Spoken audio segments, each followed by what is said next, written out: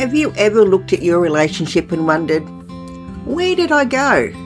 In this episode of Not Just a Story, I'm joined by relationship and intimacy coach Natalie Vartanian for a beautifully honest conversation about what she calls unbecoming the good wife. Natalie shares how, despite being fiercely independent and self-aware, she slowly found herself slipping into old patterns of caretaking, putting herself last, and measuring her worth by how much she could do for everyone else. We talked about high-functioning codependency, inherited expectations, losing yourself inside a relationship, and the difficult work of finding your way back. What I loved about this conversation was how natural it felt. It really was like talking with a friend about the things so many women experience but don't always say out loud. Welcome to Not Just a Story with Rose Davidson, where lived experience becomes meaning and stories create impact. Hello and welcome to Not Just a Story with Rose Davidson. I'm your host, Rose Davidson, and I would like to introduce my guest, Natalie. And she is a certified relationship and intimacy coach with over 4,000 coaching hours and a decade of workshop facilitation. She helps women find their way back to passion, pleasure, and ease after years of putting themselves last. She knows this territory intimately as both coach and practitioner. In 2022, she married Glenn Nielsen, and together they coached couples through wake up and break up from their retreat centre, The Airy. Natalie's first book, Taboo to Turn On, releases in 2027. Natalie, welcome to Not Just a Story. It's a pleasure to meet you. Oh my gosh, this is so exciting. Thank you, Rose. Thank you for this platform. Thank you for the stories. I'm still, the last episode of yours that I listened to, it's still stuck with me. So thank you. Oh, you're very welcome. Now, the title of the topic is Unbecoming the Good Wife, A Return to Myself. So tell me, how did this come about? What prompted you to want to tell your story now, seeing as this is the first time you've actually spoken about it? Yeah, I have. Honestly, part of it was because I was still in it. I felt like I was in that kind of role and not even realizing I had fallen into that role for a few years. And really, I kind of like hit a breaking point, which I think a lot of people do when it's just like, oh gosh, this isn't working, and then having to do the work to unbecome or to figure out how I became it in the first place, and then how to unbecome it because it's not who I am. It's not even how our marriage is set up, but I just found myself sliding into that. And so it just felt important to talk about it um, because of the kind of societal pieces. Like, we don't realize how much culture and society and the things that we were taught and watched and read and things like that about relationships, like we absorb that stuff. And even though consciously it's like, I'm not going to do that, I just found myself like sliding right into that role in that place. And yeah. It happens, though. It's unfortunate. We, through the courting phase, I guess, are wanting to give our best side and show our best side. And once we get married, we sort of slide into this comfortability, and we think, what we were showing in the courtship side is not the real true ourselves. So when the marriage comes, we start to actually be ourselves and then find ourselves doing stuff that we wouldn't normally do. We don't portray our true self. And I think for women especially, I've found that we tend to slide into this comforting role, and we tend to lose ourselves because we're trying to be all things to everybody. Yes. Oh my gosh, yes. And that part I relate to. I mean, I felt like, and maybe this was the part that was disorienting for me, because I felt like I had done so much work to kind of unbecome that with my friends and business partnerships and things like that, because I do have a very strong caretaker part of me, oldest daughter, just like I was literally trained to like make sure everyone else is okay, Yeah. like, are you okay? Are you okay? Are you okay? And then maybe I can think about myself. And so it felt like I had done that for the most part.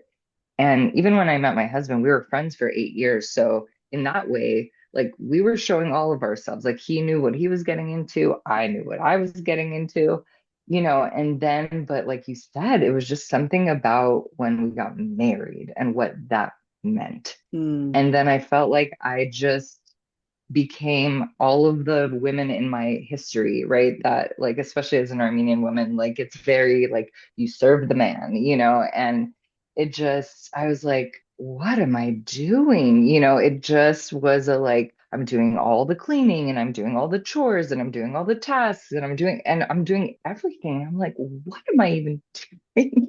Yeah, well, we, Like, we we tend to mirror our past generations. So what our mother did, what our grandmother did, and going back and back and back, and it's like it's an inherited being, and so we take those things that we've learned as children into our adult life and then into the relationships, and and unlearning those things can be quite challenging. oh, it does. It all of the identity pieces. I remember when I really became aware of it. And then the idea of not being that role felt so threatening because I was like, oh my gosh, but if I'm not doing all these things, what value do I have? What worth am I bringing? How am I evenly contributing? It kind of became this transactional conversation in my head and truly feeling like I'm not going to be loved anymore if I Mm, don't behave in this certain manner. I literally thought like, oh man, this might break my marriage if I'm standing up for myself, or advocating for myself, or it just, oh, the mind went just nutso, just kind of like yeah, no, all I the I like, can don't get do it. it. Yeah, I get it. I mean, I've just recently separated from my husband, and I was the giver, the caretaker, the everything person, and you know, he just took it, and I mean, he did contribute. I got to say that I can't say that he didn't, but it just felt like I just lost myself because I was a mother, I was a wife, I was the carer because he got ill, and just all these other things. And when I just got tired of where's me, where have I gone to? Yeah. Where do I Yeah. fit into this thing now? Because I want things for myself, but it didn't feel right for me to go out and get them because I'd been in that carer role for such a long time that I Hmm. just didn't think that I deserved any of those other things, and it becomes really Yeah. challenging for us. Oh, I mean, not that I love that you said Yeah. this because it's sad, but I love that you point into that part of it just so hits our worthiness and Mm. our deserving. Like, can I be loved just for existing, for just being a loving being in the world, Mm. or is it always going to be tied to my accomplishments, my accolades, the things I do, how much I take care of you, or what you get out of this relationship? It's gosh, I don't know. It's been probably the most disorienting thing that I've experienced because it just like it felt like I didn't even have control of it at some point. Yeah. Like it just kind of was like a river that I got like thrown into. And now I'm just like going down the stream, and the rapids are happening and I can't get to the banks or the shore, or I'm like, oh, I guess I'm just going to ride this out until I don't know where.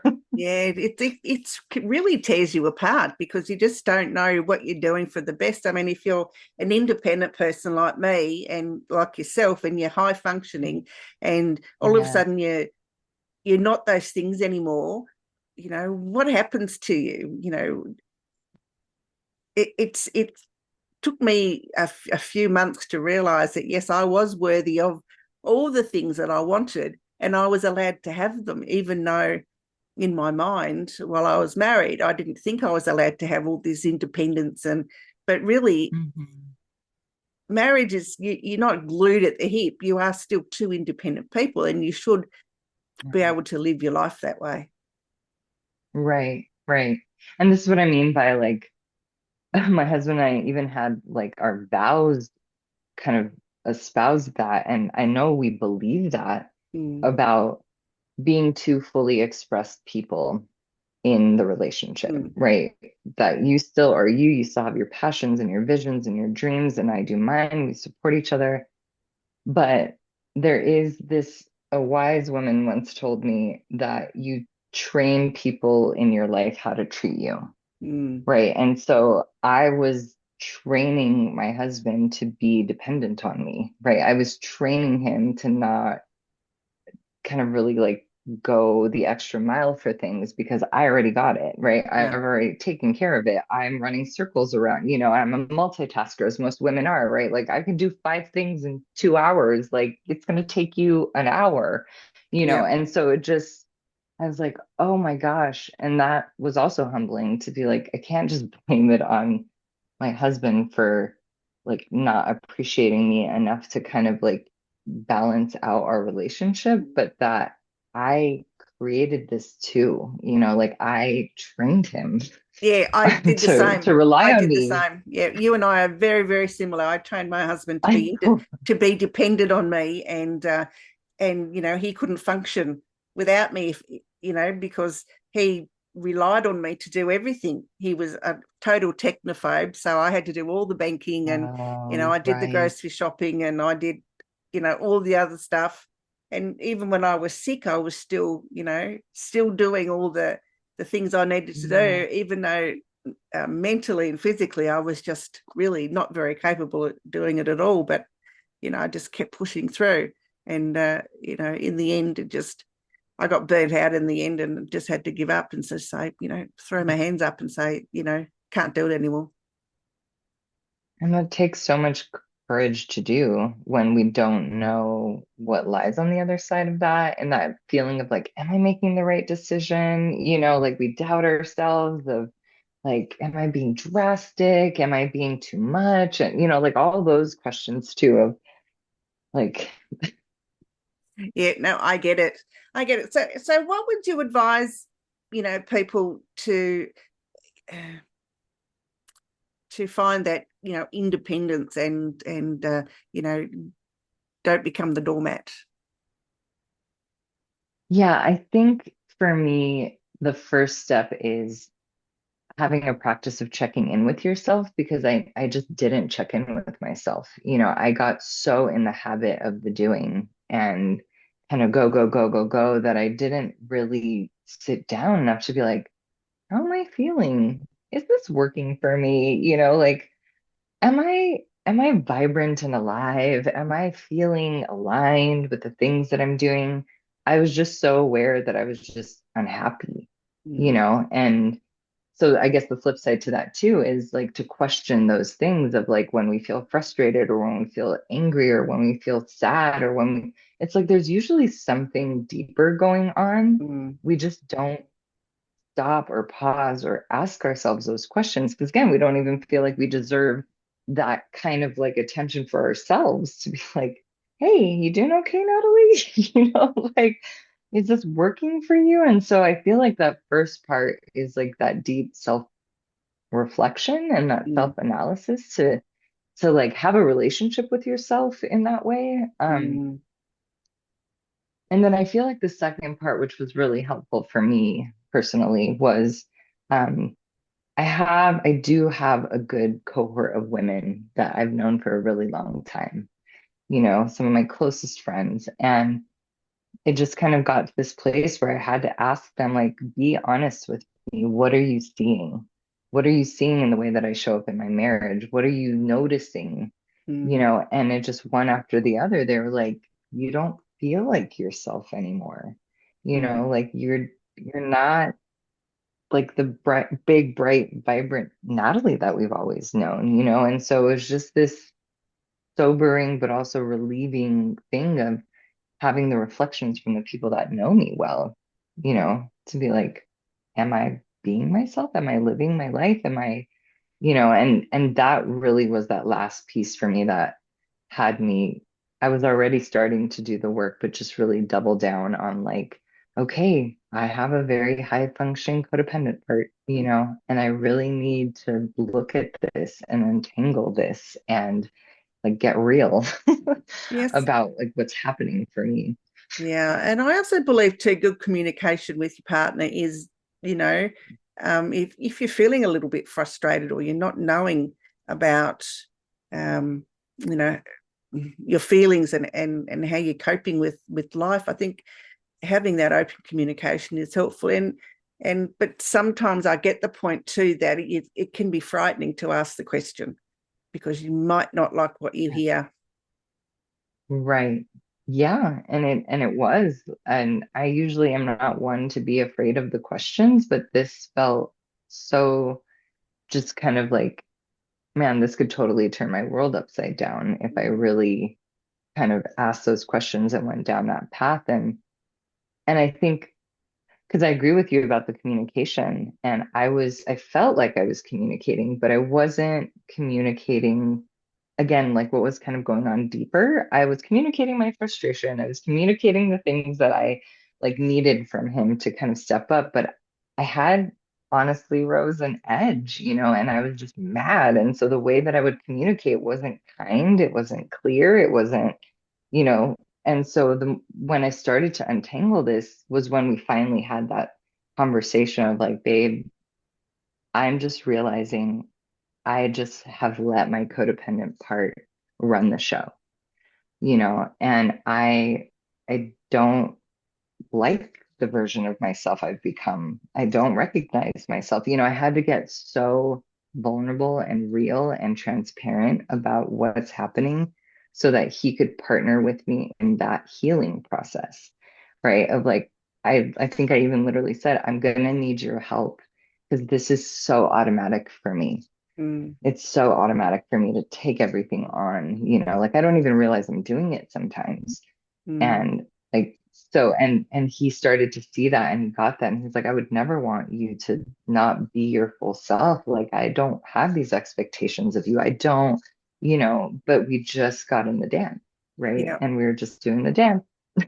Yeah, and it was important too that you were friends first too, because that does help a great deal. I think that if you can rely on that friendship, even if the feelings diminish slightly or you become a bit uncomfortable, that vulnerability, come on, Rose, um, can be helpful if you're friends because you can rely on that to become unstuck.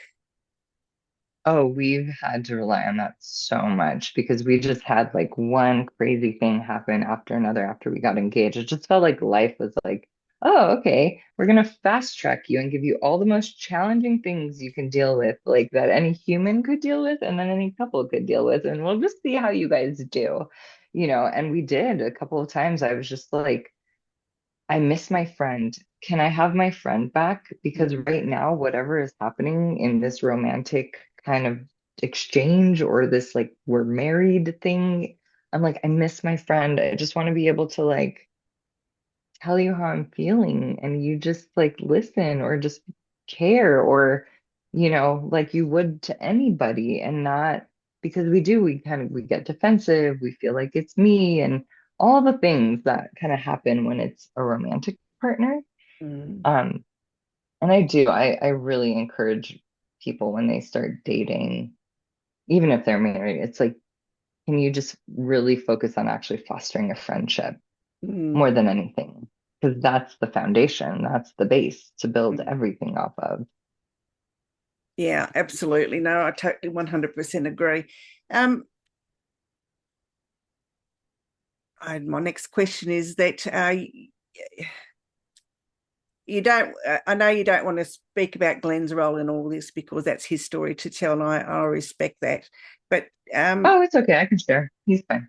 so okay, so how did he feel about you going about finding yourself and doing all the work that you've done to get yourself to where you want to be in life? Mhm.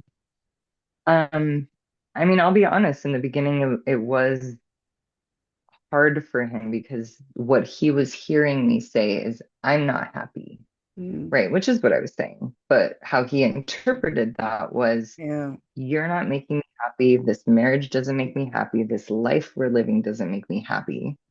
And so his guard went up, his defenses, his little ones in there were just like, she's going to leave us, and he was so scared of that. And so it was rocky for a while, until, like I said, until I just kept having the conversation and just being like, okay, how else can I have this conversation?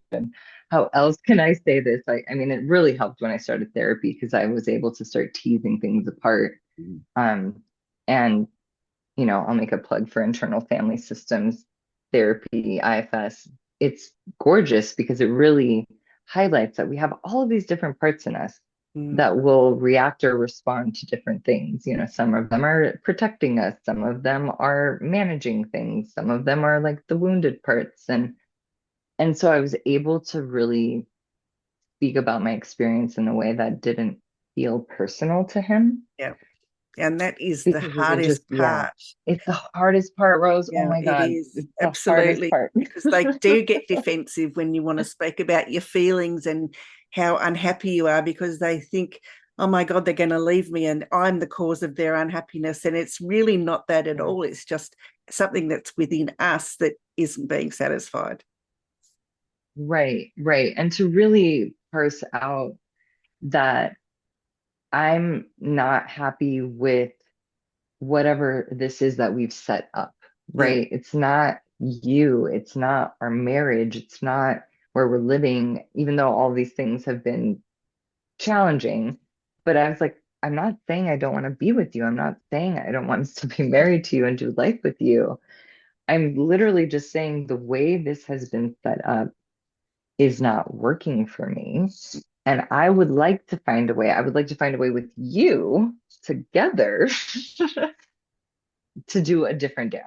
Yeah, men hear things differently than how we say them. I think they interpret things so much differently than what we intend. I mean, my husband was the same. It's just that, like, I'd say something in my deepest feelings and how I was feeling, and he'd just get all up in arms and think, and he'd just make up his own mind of what I was saying and put words in my mouth that I didn't even say. And it used to cause so many arguments because, in actual fact, I was trying to be quite open with him and he was just shutting me down and criticizing me for having feelings.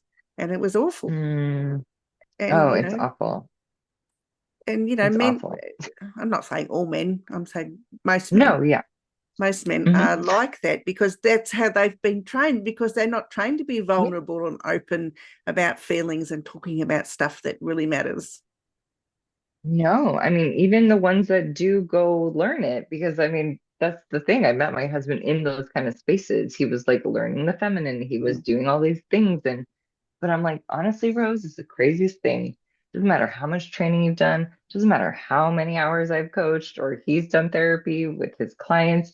We get into that room, we get into this relationship, it just all goes out the window, right? And all of a sudden, we're just two 9-year-olds, just like duking it out.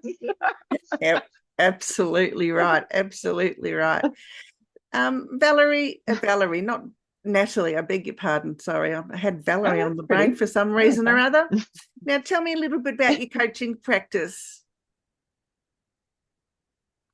Yeah, I actually started my coaching practice specifically working with women around love, like wanting to find their person. I just have always been obsessed with love, like since I was probably 12. I just have been obsessed with like love and relationships. I mean, if you're into astrology, it might be like I'm a Pisces, like we love love. We just have like rose-colored glasses on all the time. I just was like, and which was weird given I didn't see that growing up. I mean, I had probably had the worst example to see growing up, of what a relationship was, but there still was this part that believed that that could still happen for me. And I just needed to find the right person. And So my coaching practice started with that. I mean, definitely ballooned in that I'm a life coach and I kind of literally whatever it is a woman's working with, whether it's like I want to become an entrepreneur or, kind of like life transitions, life changes, evolving to the next phase of who they are or how to be in relationship. Um, but the through line has always been working with women around how to be their most fully expressed, powerful, confident selves when they're looking for their partner and or when they are with their partner.